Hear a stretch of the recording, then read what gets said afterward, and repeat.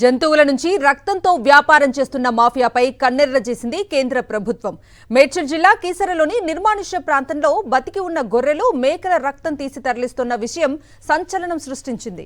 ఈ క్రమంలోనే కాచిగూడలోని సిఎన్కే కంపెనీలో హైదరాబాద్ పోలీసులు అధికారులతో కలిసి తనిఖీలు చేపట్టారు కేంద్ర డ్రగ్ కంట్రోల్ అధికారులు.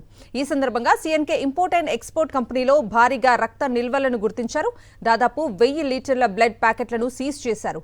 జంతువుల నుంచి సేకరించిన రక్తాన్ని హర్యానాలోని పాలా మెడిక్యూర్ కంపెనీకి తరలిస్తున్నట్లుగా గుర్తించారు.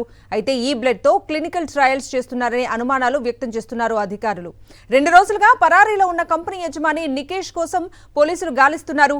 అతను దొరికితే ఈ విషయంలో మరిన్ని విషయాలు వెలుగు చూసే అవకాశం ఉంది.